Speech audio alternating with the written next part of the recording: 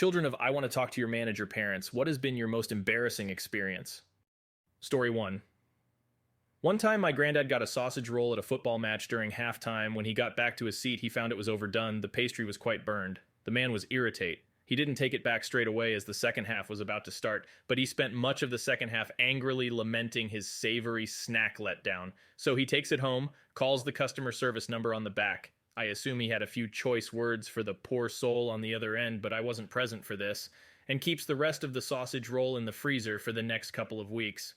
Skip ahead to the next match day. My granddad tells me we're heading out early so he can have his sausage roll replaced. The customer service line told him to go to kiosk 3 at the front of the ground next to the ticket office.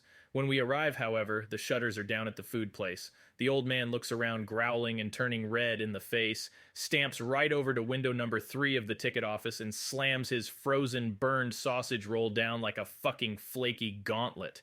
At this point, I'm trying to convince him the ticket office was a completely different department to the catering concession, but my granddad was having none of it. The lady working the ticket window continually attempted in vain to convince him the same. They sell match tickets, not hot snacks. But this just got him angrier and angrier. Across comes a colleague behind the glass. Now there's just 2 people to rage at. Then a head steward comes to attempt to defuse the situation, and my granddad begins to wave the burnt sausage roll in this man's face. I was actually surprised he didn't whack him with it. At this point, I'm mortified by the whole affair, wishing I'd have stayed back at the house until nearer kick-off. Eventually, after an hour or so, the shutters come up on the food concession. Fella at the counter goes, "You must be Mr. Allaginga," and calmly resolves the situation, dispatching a freshly baked sausage roll with the steady hands of a surgeon. My granddad is completely satisfied with the result of his hour of insolent rage. As we're walking away, he turns to me and says, "That's how you get these things sorted." Story 2. When I was a young child on a long-distance flight, my mother let me and my brother sleep on the floor. For safety reasons, the flight attendants told my mother that we were not allowed to sleep on the floor. She started to argue with the flight attendants, who then turned to the pilots. The pilots threatened to turn the plane around unless we get up from the floor, but she continued to argue. The pilots announced they were about to turn around because of my mother, so all the passengers got pissed. Eventually, she caved in when she had all passengers and flight crew on a Boeing 747 against her.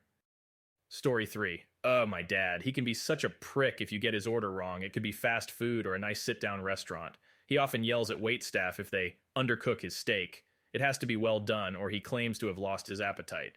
One time we went to Burger King when I was younger, and we sat down to eat. He took one bite of his burger, spit it out, and immediately started whining about it being undercooked. He cut in front of everyone in line to yell at the cashier. Then he asked who was the cook. When the cook appeared, he launched his burger, hitting the poor kid directly in the face with a lidless burger. He's now banned for life from Burger King. Story 4. I grew up in a smaller town right on the cusps of its big growth boom. We knew our town had finally made it when we got an Olive Garden. We used to eat there too, 3 times a month. My mom and I would always split an entree and my dad would get his own. We knew the rule: if you're splitting an entree and you get more than one of the family-style bowls of salad, then you'll get charged an extra $4 for the extra person. Which is fair. 2 entrees come with 2 unlimited salads. Well, one day my dad decides he wanted more salad. Only he wants the additional salad, but the waitress said if she refills the bowl, that we will be charged the extra $4. Well, lo and behold, my parents threw the biggest tantrum because only he wanted the additional salad. They demanded to speak to a manager, and the manager explained the rule, which we knew, but offered to comp the extra salad just to get my parents to stop yelling. And they did.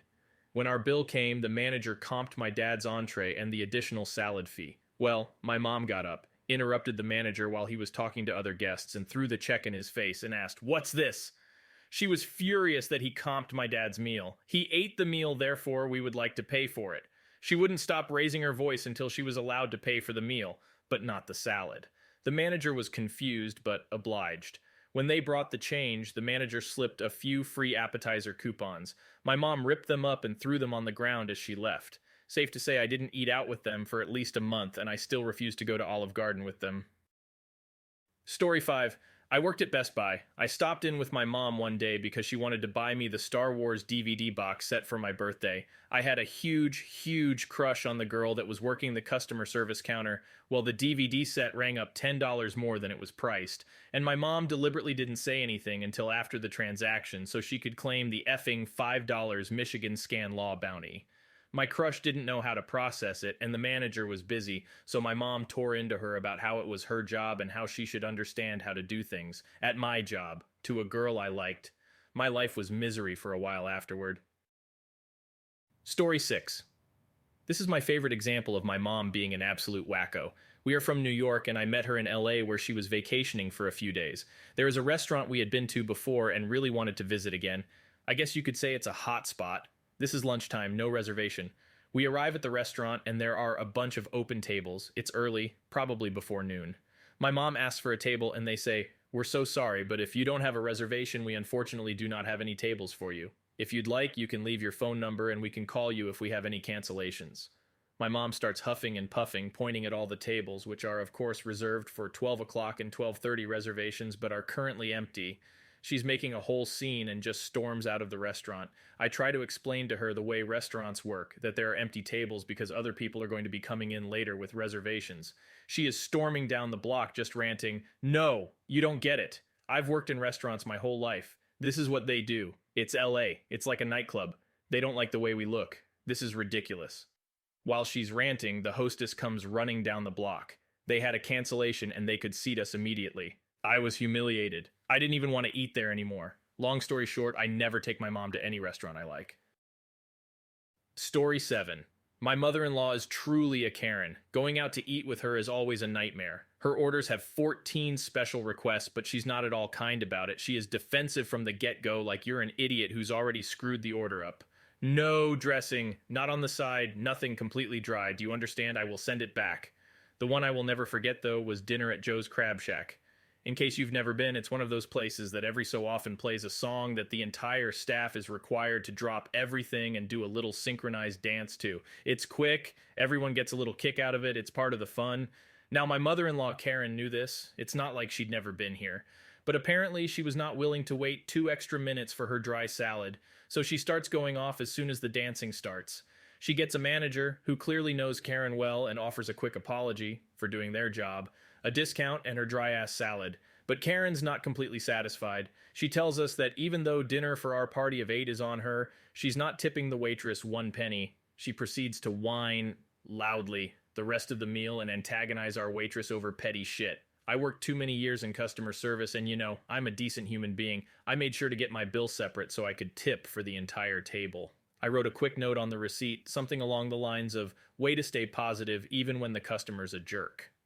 I was a little afraid of the wrath of Karen. It was one of my first interactions with her too, but when the waitress came and hugged me, Karen and I locked eyes. She knew. I didn't care. Don't be this Karen.